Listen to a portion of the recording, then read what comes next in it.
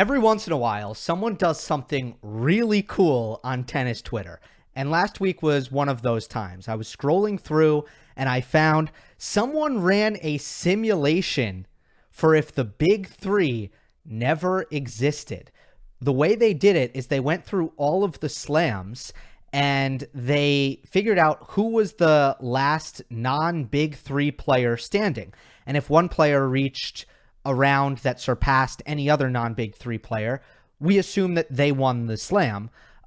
If it was a tie, let's say two non-big three members both made the semis, winning head-to-head on the surface, and if that didn't decide things, then ranking. And what we have is an alternative slam count and an alternative tennis history if the big three did not exist. Thank you, Bastian, for showing me this. Of course, at AC0721 was the one who actually put this all together. So I'm going to give my analysis on this alternate universe and share the results with you after this shout out of PlayYourCourt. PlayYourCourt is the place to go if you need a local coach, practice partner, or match. For me, I just moved to LA, just signed up with PlayYourCourt to find partners. Signing up is easy, user-friendly, all that.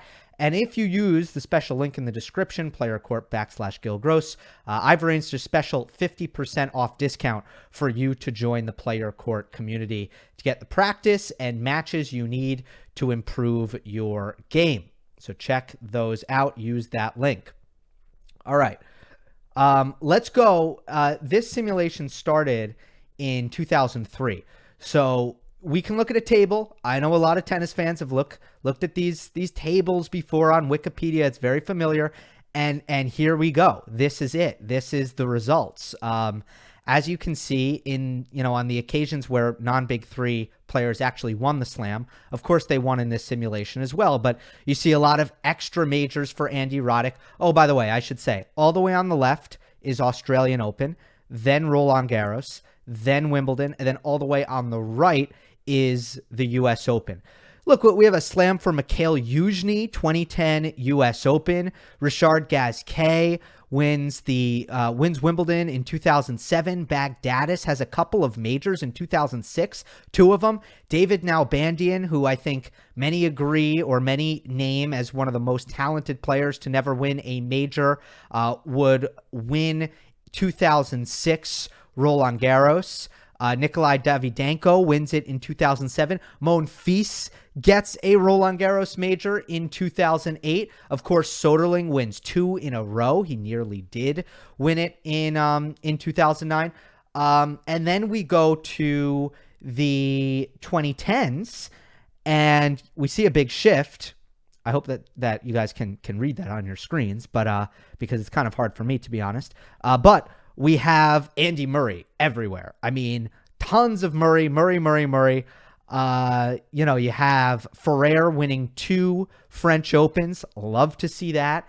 One of the weirder major champions is Roberto Bautista Agut, who wins Wimbledon in 2019 when he made that run to the semis that year, his only major semifinal. We have Kevin Anderson with the Wimbledon title as well the year before. Raonic gets one in 2014. He was very good on grass at that in that period of time. Then, Tsitsipas picks up three. Berrettini wins Wimbledon last year, of course, right? Stuff like that, very clear cut. So, I know what you're thinking. Show me the slam count.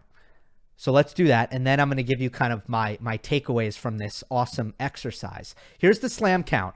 Andy Murray wins 17 majors if the big three didn't exist via this simulation. Wawrinka doubles his count to 6. Roddick gets 6. Big step up for Andy. Medvedev, Thiem, and Safin have 4. Tsitsipas, Cilic, and Hewitt get 3. Of course, so Stefanos would be in good shape right now. He would build on that.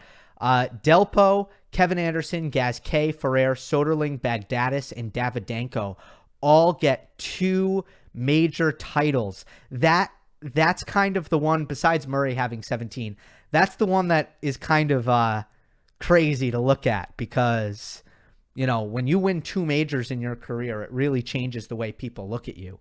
And then one. Bunch of guys that got one. Mark Philippoussis, Nalbandian, Gonzalez, Tsonga, Monfils, Berdych, RBA, Berrettini, and Youzhny. So, a couple of takeaways here. First of all, it's a good argument for the big four.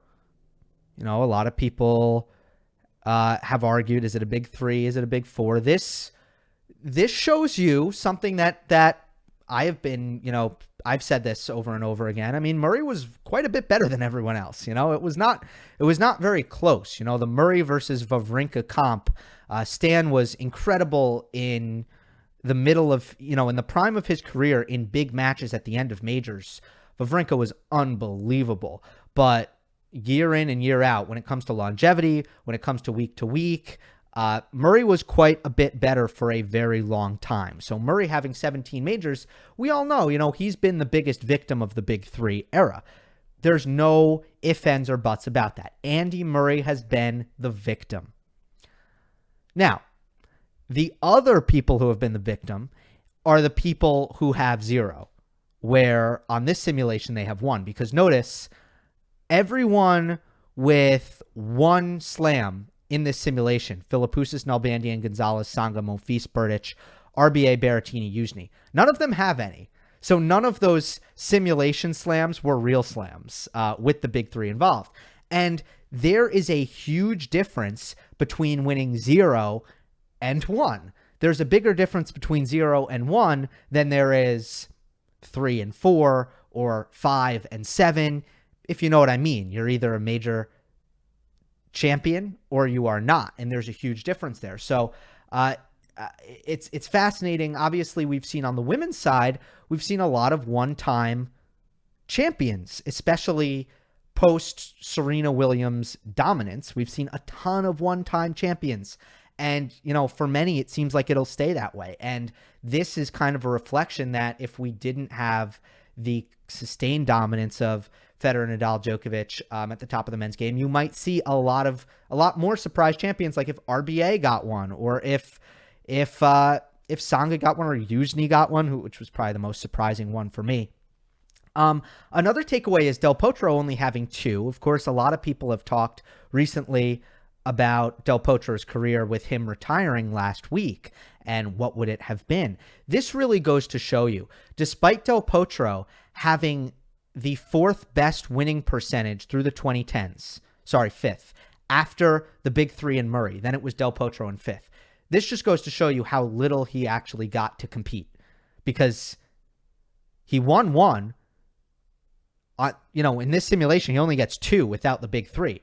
So he really wasn't putting himself in positions deep in majors on a consistent basis at all against, it's not like he had a Murray-like career where he lost a ton of semis, he lost a ton of major finals against big three members. Delpo didn't have that kind of career, and it really is incredible because his peak was so good. So to see him only get 2 in this just shows you how bad the health issues truly were.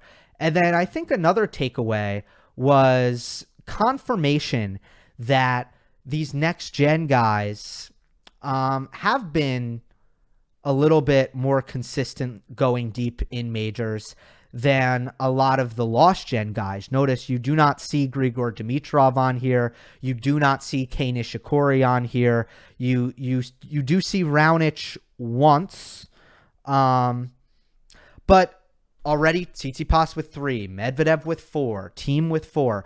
I mean, I think we've seen over the last couple years, there's been a really strong consistency from especially Tsitsipas, Medvedev going deep in majors. Now, another incredibly notable absence from this parallel universe slam count is Alexander Zverev, which goes to show you that he has not performed as well in majors as maybe the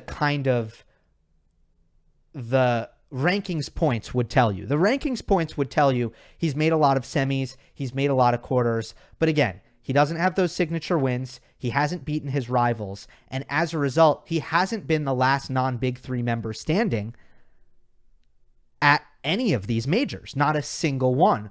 So that is another thing. It's eye-opening, and I think it's an accurate representation that Zverev has not performed as well as Medvedev and Tsitsipas in these major championships. So I think I'm going to leave it at that. Those are my big takeaways from the Parallel Universe Slam Count. Really fun exercise, and let me know what you think in those comments. Hope you enjoyed. Don't forget to subscribe. I'll see you next time.